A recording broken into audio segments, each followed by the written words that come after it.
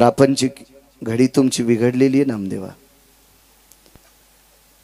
संत शिरोमणी नामदेवराय जगाच्या मालकाला नमूद करतात, भगवान माझं घर कसंही असो, माझ्या घरात कुटुंबात किती माणसं असो, ते किती वेळेला जेवतात, किती दिवस उपाशी राहतात याची पर्वा करू नका, मी मागतोय तेवढं देऊन टाका, मला तुमच्या पायाची सेवा पाहिजे। विटेवरच्या मालकानं सांगितलं, नामदेवा मी विश्वाचा मालक आहे, मी दिलेली वस्तू पुढच्याला पचावी तरच ती सार्थ होत असते, तर मला दाता या भूमिकेत मी शोभून दिसेल। नामदेवराय म्हणतात, देवा माझ्या अंतकरणात विवेकाचं शिखर गाठून मी सत्सद विवेक बुद्धीने गोड असा विचार केला आणि विचार करून तुमच्या पायाची सेवा मागतोय, मी गाफीलपणात मागत नाही, मला फक्त तुमच्या पायाची सेवा देऊन टाका। भगवान सांगतात, काय हरकत नाही नामदेवा, माझ्या पायाची सेवा देऊन टाकतो। काय असं काय काय काय अष्टादश संतांपैकी एका संतांचं वाक्य, विश्वातली सर्व सुख ज्याच्या पायावर दडलेली आहेत ते पाय विटेवरच्या मालकाचे आहेत। तुका म्हणे काही न मागो अनेक, तुझे पाये सुख सर्व हे तुझे पाये सुख, सर्व हे तुझे पाये सुख, सर्व हे तुझे पाये सुख। म्हणे मागणिक तुझे पायी सुख सर्व आहे, तुझे पायी सुख सर्व आहे। तुका म्हणे काही न मागणिक, तुझे पायी सुख सर्व आहे, तुझे पायी सुख सर्व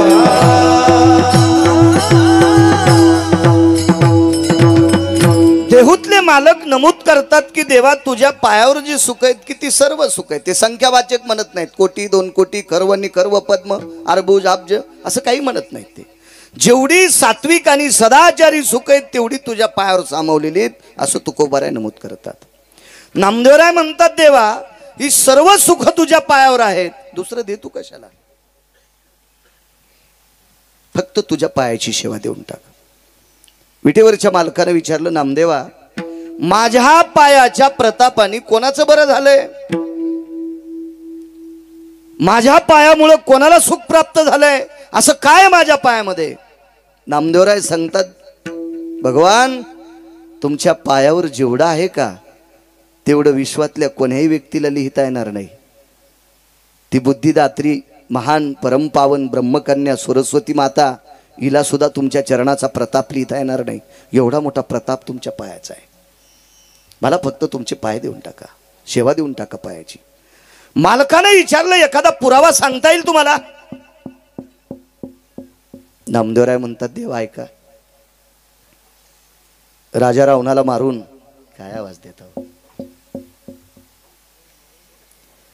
राजा रावणाला मारून भगवान प्रभू रामचंद्र परत आले। सुरुवातीला छान होता, ते मधात बोट घालतात पुन्हा पुन्हा,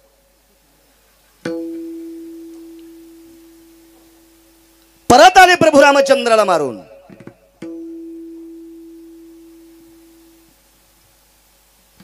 सिंहासनावर स्वतःचे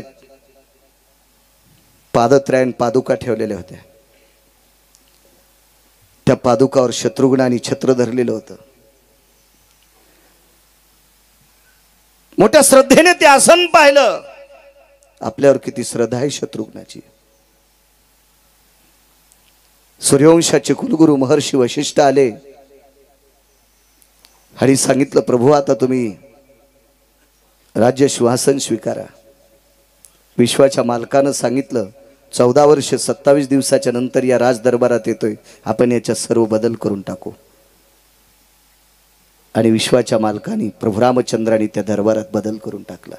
कुठलं सिंहासन कुठं असावा, लखनलालजी कुठं बसावा, भरतजी कुठं बसावे, शत्रुघ्न कुठं बसावे, मंत्री कुठं असावे, महामंत्री कुठं असावे, सुमंत्री कुठं असावा, प्रधान कुठं असावा, प्यादा कुठं असावा, गुमास्ता कुठं असावा, या प्रत्येकाचं आसन ठरवून दिलं. दरबार अगदी सज्ज झाला. राजे हो, प्रापंचिक माणसाला बऱ्याच गोष्टी प्रापंचातल्या आपल्या संसारातल्या लोकांनी बरं म्हटल्याच्या नंतर आनंद वाटत असतो. जगदानंद कंद जगतपती भगवान प्रभू रामचंद्रांनी रात्रीच्या समयी आपल्या धर्मपत्नी सीताई साहेब, जगाची मालकीन लक्ष्मी, या सीताई साहेबांना सांगितलं, सीते आपल्याला दरबार बघायचा आहे. दोघच पती पत्नी ते दरबार बघत होते, विश्वाचा मालक आणि विश्वाची मालकीन.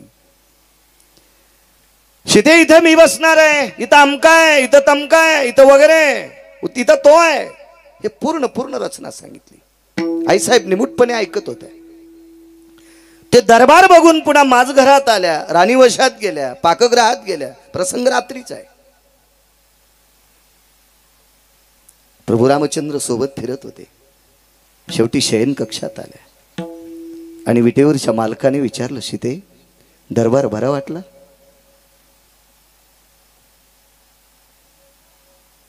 होय. उशिरा वाक्य पडलं. सीते मी दाखवलेला दरबार हा राज्याचा दरबार तुला बरा वाटला? असं पटकन हो असं म्हटलं नाही, उशिरा तोंडातून वाक्य पडलं, बरं आहे मालक. याचा अर्थ पंढरपुरातल्या मालकाच्या लक्षात आला, आपण रचलेला दरबार सीतेला 100% आवरलेला नाही. पुनश्च थोड्या वेळाने विचारलं, सीते एक विचारू, प्रसन्न मनाने दिलेला होकार तो मला कळतो ग, आणि मी दरबार विचारल्याच्या नंतर एवढ्या नाविन्यपूर्ण अंतकरणाने, प्रसन्न अंतकरणाने तू होकार दिला नाहीस. तुला काही पटली नाही ती रचना? एक विचारू मालक, एक विचारू. मी 6 महिने 26 दिवस राजा रावणाच्या अशोक वाटिकेत होते. 6 महिने 26 दिवस राजा रावणाच्या अशोक वाटिकेत होते. तिथं महान राक्षसनींचा पाळा माझ्या बाजूला होता. ज्या राक्षसनींची मुख घाणेरडी होती,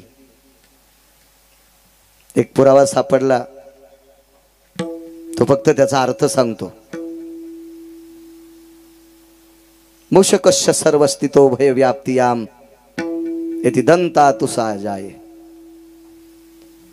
त्या राक्षसनीला झोप लागल्याच्या नंतर त्यांच्या दातात अडकलेली मांसाची तुकडे दातातली खाल्ल्याच्या नंतर 25 उंदरं जगत होती. त्या अर्थी त्यांच्या दातात मांस किती अडकलेला असेल, त्या घाणेरड्या किती असतील कल्पना करा, दुर्गंधी किती असेल मुखाची कल्पना करा. तंबाखू खाणाऱ्या माणसानं किंवा तंबाखू खाणाऱ्या बाईनं गाईच्या गोठ्यात प्रवेश केला तर गाय पान्हा चोरीती, मसड पान्हा चोरीती. पान्हा चोरणं कळालं ना तुम्हाला? दूध सोडलेलं ती ओढून घेती. मग तंबाखू खाणाऱ्यांच्या थोत्राचा इतका घाण वास येतो, तर त्या मांसाहार करणाऱ्या राक्षसनी होत्या, त्या सीतेच्या बाजूला पाळा धरून बसलेल्या होत्या.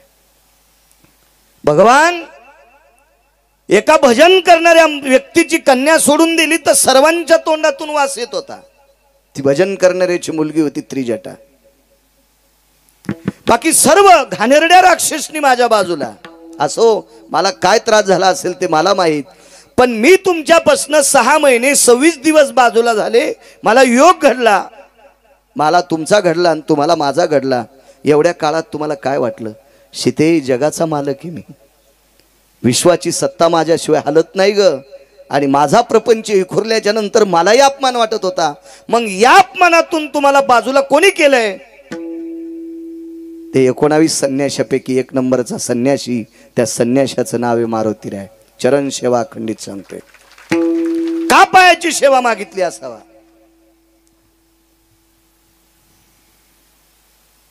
एक बोलू मालक. लक्ष्मण भाऊजीला ज्या वेळेला शक्ती लागली, मारुती सारखा संन्यासी जर प्राप्त नसता झाला तर द्रोणागिरी आणला नसता. हा पुढचा विषय झाला. मारुतीराय सारखा संन्यासी प्राप्त नसता झाला तर सुषेण नावाचा वैद्य रावणाच्या लंकेतून आणला नसता. परिणाम काय होता माहिती मालक?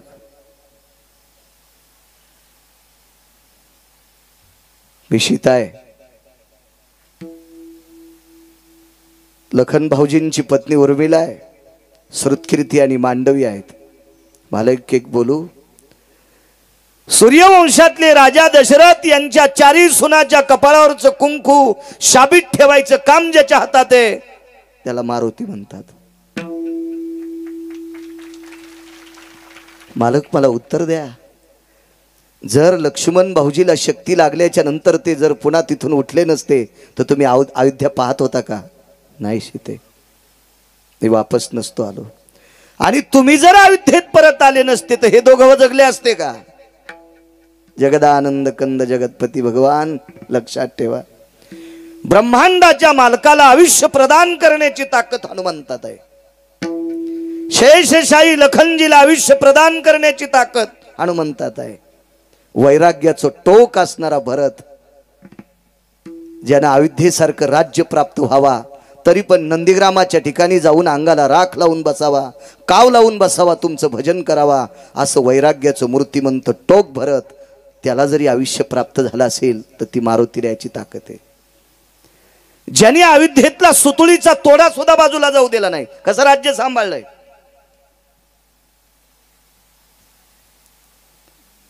आपल्याकडे हल्ली अकाउंटंट, हिशोबनीस, चार्टेड अकाउंट, CA, आपण हे इंग्रजी शब्द वापरतो, पण भारतीय संस्कृतीमध्ये CA ला ओरिजिनल नाव आहे कंक.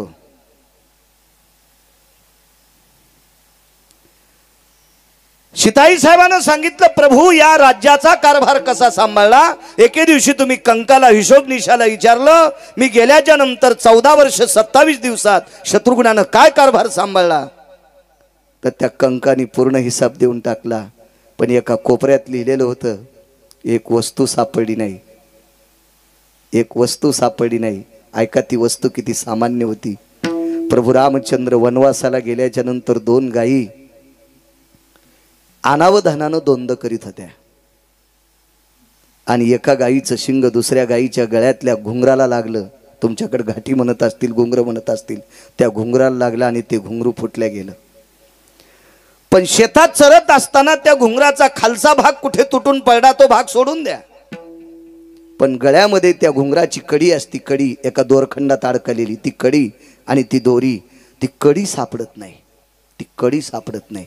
कंकानी प्रभू रामचंद्रांना सांगितलं आणि प्रभू रामचंद्रांनी शत्रुघ्नाला विचारलं, शत्रुघ्नाजी, गायीच्या गळ्यातील घुंगराची एक कडी सापडत नाही, घुंगर शेतात पडला असेल खालचा लोलक, पण वरची कडी कुठे आहे? त्यावेळेला भानुशीला ठेवलेली दोरी आणि ती कडी शत्रुघ्नानं आपल्या मोठ्या दादाच्या पुढे आणून टेकली. त्यावेळेला भिंतीकडे तोंड केलं, प्रभू रामचंद्रानं भिंतीकडे तोंड केलं आणि उकसाबुकशी रडत होते. ज्याचा राज्यकारभार सांभाळत असताना गायीच्या गळ्यातील 50 ग्रॅम पितळाची कडी ती सुद्धा काटेकोरपणाने आपल्या मोठ्या दादाच्या पाठीमागं राखून ठेवली. इतका काटेकोरपणाने राज्याचा कारभार करणारा शत्रुघ्न कोणाच्या कृपेने वाचलाय? मारुतीरायाच्या. का पायाची सेवा नामदेवराय मागतात विटेवरच्या मालकाला? देवा, मला तुमच्या पायाची सेवा पाहिजे. 15 दिवस मुहूर्त लांबला. मुहूर्त काढणारी व्यक्ती महर्षी वशिष्ठ कुलगुरू सूर्यवंशाचे, ते त्याच ठिकाणी लांबवलं 15 दिवस. आणि 15 दिवस मारुतीरायाचं अधिष्ठान कुठं करायचंय हे नाना प्रकारच्या विद्वान लोकांच्या चर्चेतनं निकष निघला. अमक्या अमक्या ठिकाणी मारुतीरायाचं सिंहासन असावा. ते कशाचा असावा? सोन्याचा असावा का? त्याच्यावर गादी कसली असावा? अंतरण कसला असावा? गालीचा कसला असावा? काय करावं? राजहंसाच्या पंखाची गादी वगैरे वगैरे वेगात सांगतोय, पुढे सरकायचं. राज्याभिषेकाचा मुहूर्त निघला. तो राज्याभिषेकाचा मुहूर्त आला त्या दिवशी प्रभू मारुतीराय अयोध्येत प्रगट झाले. सुमंतासारख्या व्यक्तीनं स्वागत केलं. महाद्वारात आल्याच्या नंतर एका दंडाला प्रभू रामचंद्र धरतात, एका दंडाला लखनलालजी धरतात. समोर पुष्पांचा सडा टाकलेला आहे आणि समोर आल्याच्या नंतर विश्वाची मालकीन, कोणाला श्रीमंत करायचं, कोणाला भिकारी करायचं, कोणाला किती पैसे द्यायचे आणि कोणाला मंदिरात ताट घेऊन बसायला लावायचं, ही जिच्या हातात आहे तिला लक्ष्मी म्हणतात. ती लक्ष्मी सुवर्णाच्या ताटामध्ये मारुतीरायाला आक्षेप काढत होती. काय नशिबान असतील मारुतीराय. जगाची मालकीन मारुतीरायाला ओवाळते, जगाची मालकीन मारुतीरायाला. काय आनंद भरून आला असेल अंतकरण. ओवाळल्याच्या नंतर आईसाहेब बाजूला सरकल्या. एका दंडाला प्रभू रामचंद्राने धरलं, एका दंडाला लखनलालजीनं धरलं आणि चालवत चालवत तिथपर्यंत नेलं. आणि प्रभूने सांगितलं, हनुमंत तुझ्यासाठी 15 दिवस राज्याभिषेकाचा मुहूर्त लांबवलाय. तू या सिंहासनावर तुझ्यासाठी आसन टाकलं, याच्यावर बस. मारुतीराय मागं सरकले, डोळ्यातून पाणी आलं आणि प्रभू रामचंद्राला सांगितलं, प्रभू ज्यानं भोगाला विस्तू लावलाय त्याला पलंग काय करायचा? ज्यानं वासनेला विस्तू लावलाय त्याला पलंग काय करायचा? कशा करता पलंगा? राजहंसाच्या पंखाची गादी, सोन्याची तपकडी, हस्तिदंताचे पाय, एवढा वैभवशाली पलंग ज्यानं वासनेला, ज्यानं कामनेला विस्तू लावलाय, अग्नी लावलाय, त्याला हे भोगवादी जीवन काय करायचं? कशा करताय? प्रभू रामचंद्रानं सीतेकडे बघितलं आणि सीते बोला. आईसाहेबानं सांगितलं, हनुमंता फक्त तू या दरबारात असावा अशी माझी इच्छा आहे. मारुतीरायनं सांगितलं, आईसाहेब नकार देत नाही, मी या दरबारात थांबतोय, काय काळजी करू नका, थांबतोय या दरबारात, पण मी बसेल तिथं मला बसू द्या. ठीक आहे, बसा मारुतीराय. नाही, प्रभू आपोआपल्या आसनावर सर्वजण बसा. सर्वांच्या आसनावर आपोआपले आरूढ झाले. भगवान आपल्या सिंहासनावर आरूढ झाले. मंत्रोच्चारामध्ये, वेदाच्या, शास्त्राच्या, पुराणाच्या उच्चारामध्ये प्रभू रामचंद्राच्या डोक्यावर मुकुट चढवण्यात आला. काय तिथं अधिकारी लोक होते. आणि मग भगवान सिंहासनावर आरूढ झाल्याच्या नंतर देवाच्या सिंहासनाच्या पुढे मारुतीराय खाली बसले. डावा गुडघा खाली टेकला आणि उजव्या गुडघ्यावर मारुतीराय हात जोडून बसलेले आहेत. मारुतीरायाचा डावा गुडघा खाली टेकलेला आहे, उजवा गुडघा वऱ्या येऊन त्या उजव्या गुडघ्यावर हात जोडलेले आहेत. लक्षात ठेवा, मारुतीरायाचे एक अनन्यसाधारण महत्व आहे. मारुतीरायाच्या हातात पर्वत असल्याच्या नंतर कुठल्या हातात पर्वत असावा याचं सुद्धा शास्त्र आहे. मूर्ती घडवणाऱ्याला जरी डोकं नसेल, एखाद्या वेळेस त्यानं चुकीच्या हातावर जर पर्वत केला असेल, पण मूर्तीची प्राण प्रतिष्ठा करणाऱ्याला मात्र डोका असावा. नाही म्हणे त्याने तशीच घडील ती, तो पेलता. तू तर पेलेला नव्हता ना. तुम्हाला एक सांगू राजू, चुका करणाऱ्यापेक्षा चुका सहन करणारा अर्धा हरामखोर असतो. परमार्थात चुका करणाऱ्यापेक्षा परमार्थात चुका करणाऱ्याला आणून जे पाकिट देतात का, ते 50% भडवे असतात. परमार्थात चुका करणाऱ्याला अनुमोदन देणाऱ्यानं केलेलं परमार्थात चुका करणाऱ्यानं केलेलं पाप ज्याला स्वीकारलंय त्याच्या बोकांडीवर अर्ध पडत असते. दोघाशी पतन सारखेची. कारण कधीच दुसऱ्याचा अपराध सहन करायचा नाही. हो, गुन्हा झाकणारी माणसं अर्धी पापी असतात. एका बाईनं घरी आम्हाला दूध घ्यायला बोलिलं. मी म्हणलं, बाई मी काही बोक्या नाही, मी नाही दूध घेत. ठीक आहे म्हणले, चहा घ्या. काळा घेतो. या म्हणले, काळा करते. काळा चहाच कर म्हणलं, आमचं काळं करू नकोस. महाराज घरी येणार, आम्ही 4-5 जण सोबत निघालो. घरी येणार म्हणून तिनं दारात रांगोळ वगैरे काढली. पण काय तिचं नशीब फुटका, आम्ही जायच्या अगोदर 15 मिनिटांनं तिच्या रांगोळीवर एका कुत्र्यानं संडास केली. गुन्हा सहन करणारे, अपराध सहन करणारे, गुन्हा झाकणारे, अपराध झाकणारे किती मूर्ख असतात बघा. कुत्र्यानं त्या रांगोळीवर घाण केली. बाई लागलीच बाहेर आली, पाहते ती या रांगोळीवर घाण आहे. आता करावं काय, महाराज ते येणार आहेत. आता ती पाठीमागं परसात गेली आणि एक टोपलं भर माती आणली आणि त्या घाणीवर टाकली. मला शेतीत जायचा जरा जास्त नाद होता आणि त्या 5-7 दिवसात शेतीत जाताच आलं नाही. काळी माती दिसल्यामुळे मी दोन्ही पाय त्याच्यावर दिले. पण मला नंतर कळालं मातीच्या खाली काय आहे. तोपर्यंत मी घरात पोचलो होतो आणि घरात 22,000चा गालीच्या मला बसायला टाकला होता. पायाला ओल्लं लागलं होतं. धोत्राला पुसायला माझ्या काय गोळ्या थोड्या संपल्यात. कशाला पुसले असतील पाय मी गालीच्याला. मला सांगा, त्या बाईनं घाण जर झाकली नसती तर माझे पाय भरले नसते, माझे पाय भरले नसते तर गालीच्या भरला नसता. म्हणून त्या बाईनं सर्वात मोठी चूक केली, घाण झाकून. तसं अपराधी माणसांचा गुन्हा सहन करणे, अपराध्यांना प्राधान्य दिले, नालायकांना प्राधान्य देणे, हे प्राधान्य देणारी गुन्हेगार असतात. विठाला विठाला विठाला विठाला.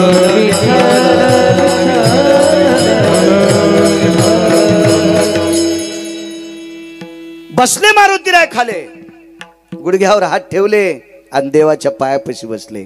ऐका चरण सेवा अखंडित. विटेवरच्या मालकांनी त्रेतायुगात भगवान प्रभू रामचंद्रांनी नमूद केलं, दंड काढला. या भारत देशामध्ये, या पवित्र देशामध्ये माझं मंदिर नसलं तरी चालेल, पण गाव मारुतीरायाचं मंदिर असावा. एक जणांनी मला निरोप केला, आमच्या गावात नाही. मी म्हणलं तू या गावात नसलं मग काय झालं? काही काही गावात 10-10 मंदिर आहेत. तुझ्या एकट्या गावान काय बघायचं? भारतातली सगळी गावं पाहिजे. एखाद्या ठिकाणी नसेल काय चलत राहते त्याला काय? नाही आमच्या गावात मंदिरच नाही मारुतीचं. मी म्हणलं नसेल बाबा, काही कारण असेल त्याचं, काही मागचा काही इतिहास असेल त्याच्या पाठीमाग.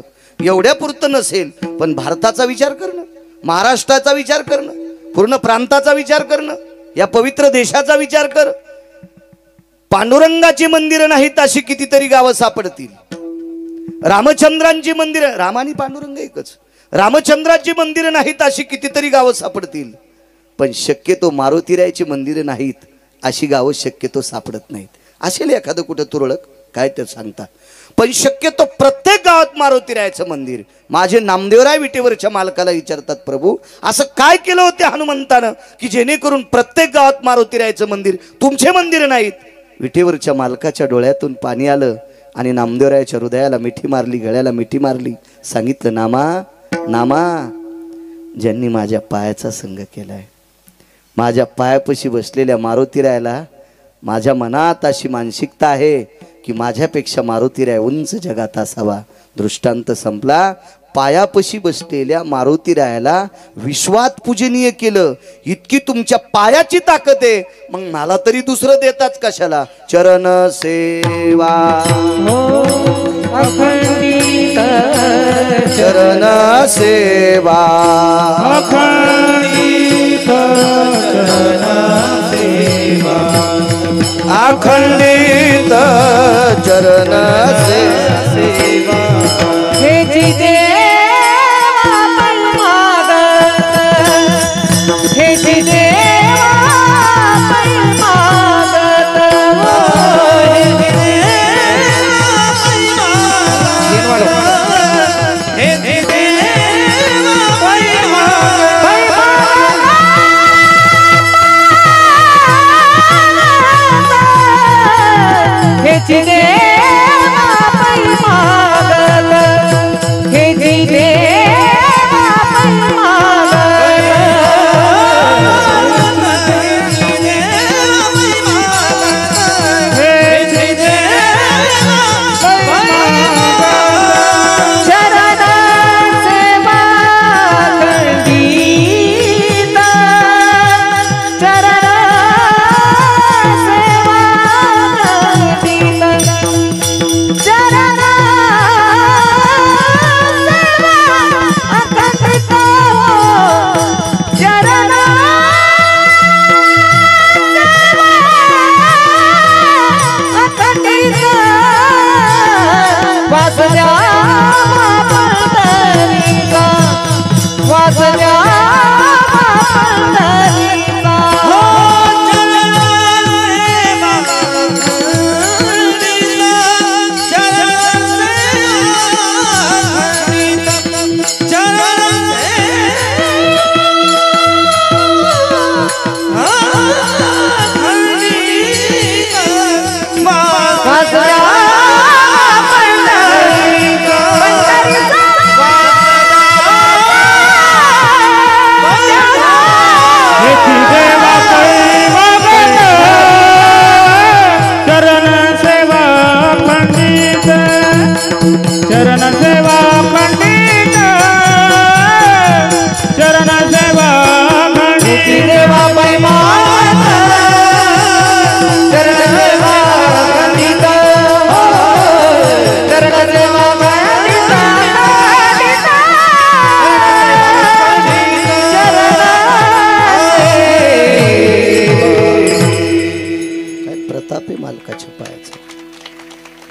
अप्रतिम शक्ती त्या पायामध्ये.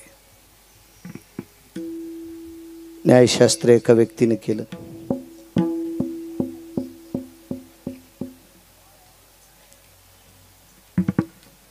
त्या व्यक्तीचं नाव मुनिश्री गौतम.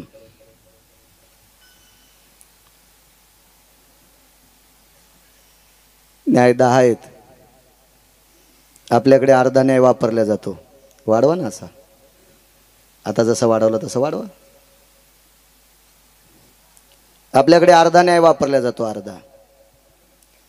10 न्यायापैकी 1 न्याय जर पूर्ण भारतीय संस्कृतीत जर वापरला गेला तर परिणाम सांगू तुम्हाला. या भारत देशातल्या पवित्र स्त्रीवर ज्या हरामखोराने अन्याय केला त्या हरामखोराला 3ऱ्या दिवशीचा सूर्य पाहता येत नाही. इतकी हस्ती कविटन्य न्यायाची ताकद आहे. पण तो वापरला जात नाही. आपल्याकडे न्याय असा वापरला जातो, चाळणीत पाणी, घरी येईपर्यंत थेंब राहत नाही. कधी कधी बरेच न्यायाधीश मेले तरी टेबलवर केस नाही. काही काही आरोपी जलात मेले तरी टेबलवर केस नाही. हस्ती कविटन्य न्याय या भारतीय संस्कृतीत जर वापरला तर या पवित्र देशामध्ये, पवित्र माऊलीवर, या देशाच्या संपत्तीवर, या देशाची सर्वात मोठी जडवड संपत्ती, ज्या घरी कुलस्त्रिया राज्यराणी व संपत्ती, आणि या पवित्र देशाच्या संपत्तीवर केलेला अन्याय करणाऱ्या नालायकाला 3ऱ्या दिवसाचा सूर्य बघता येत नाही. अशा 10 न्यायाची पूर्तता ज्यांनी केली म्हणून त्यांना न्यायशास्त्र ज्यांनी केलं असे गौतम महामुनी यांना 222 सुंदर स्त्रियापैकी 1 सुंदरी प्राप्त झाली. तिचं नाव होतं अहिल्या. वरच्या एका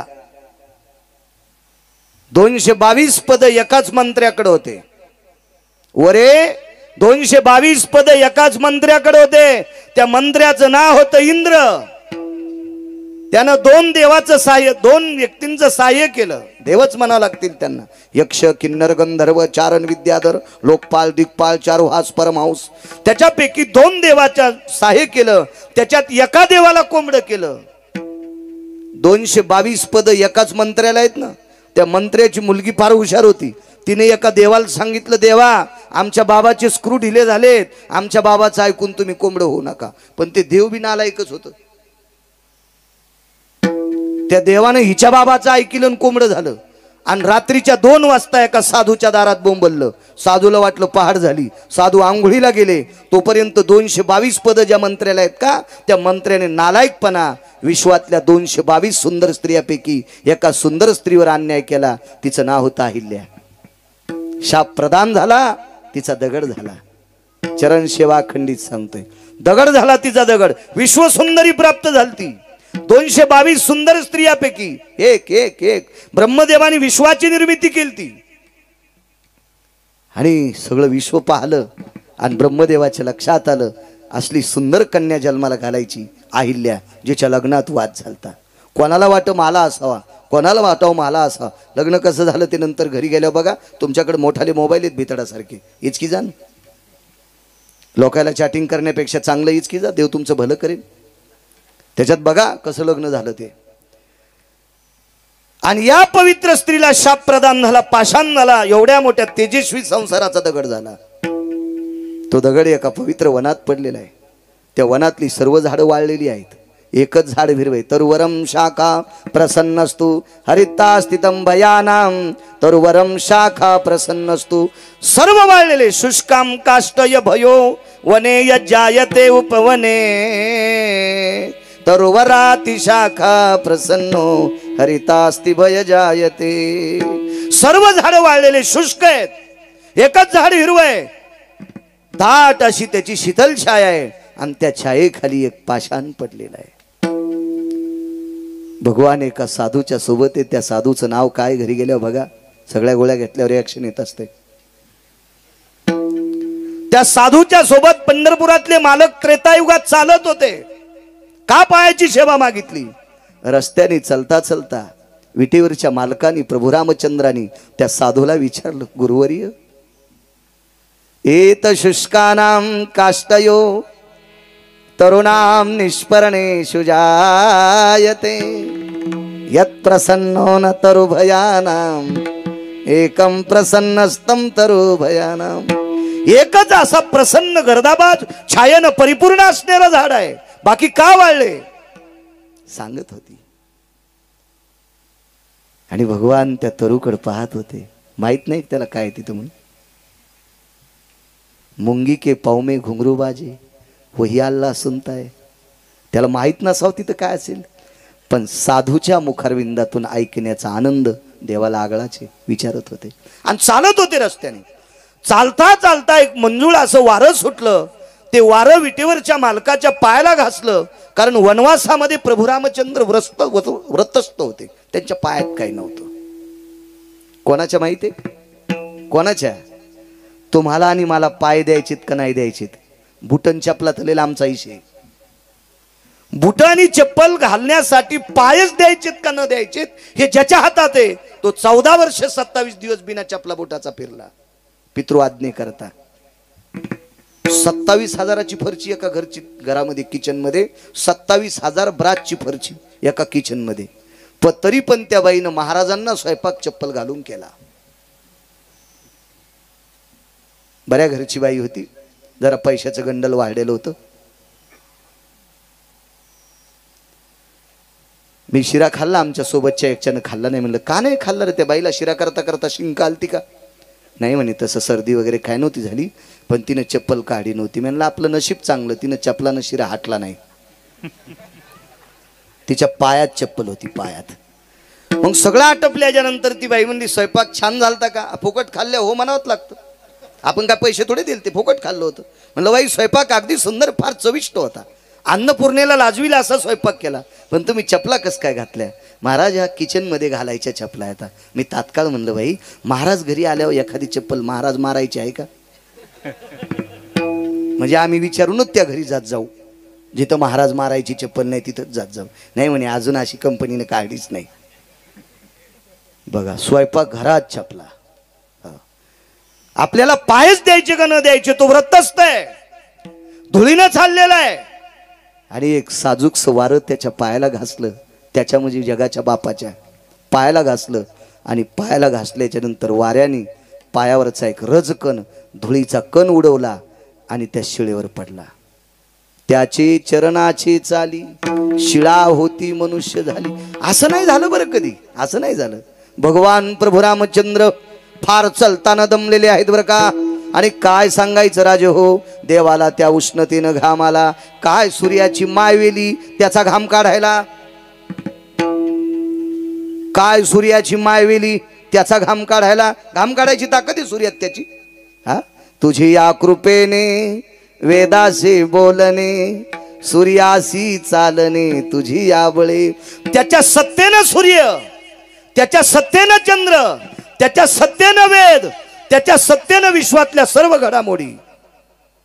राहिली अहंता मग कोठे, राहिली अहंता मग कोठे, राहिली अहंता मग कोठे. वृक्षाचे पान राहिली अहंता मग कोठे. ज्याच्या सत्तेशिवाय झाडाचं पान हलत नाही त्याचा घाम सूर्य काढू शकते.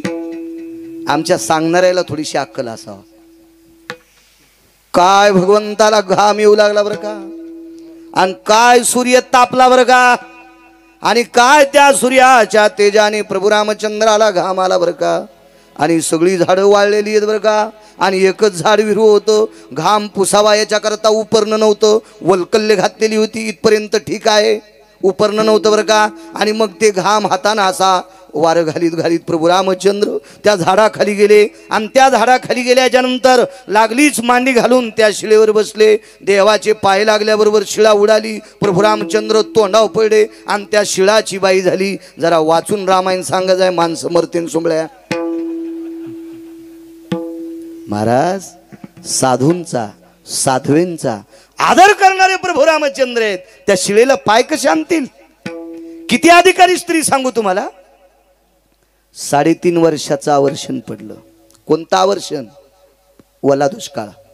3.5 वर्षाचा वल्ला दुष्काळ असल्याच्या नंतर कुठलं पीक घ्यावा म्हणून साळी पेरायच्या. ती पण हल्ली गौतमानी आणि त्या पवित्र मुठीनं साळी पेरल्या अहिल्याने. 5व्या मुरडाना तिफन गेल्याच्या नंतर पहिल्या तासातल्या साळी कापायला येत होत्या. त्या बाईचा हात किती पवित्र असेल. आणि दुष्काळात साधूंना जगवलं अशा पवित्र स्त्रीला पाय प्रभू रामचंद्र मारतील. आमच्या लोकांनी हिशोबात बोलावा. ब्रेक लाईनर उघडलेली गाडी जिथं थांबायची तिथं थांबत नाही.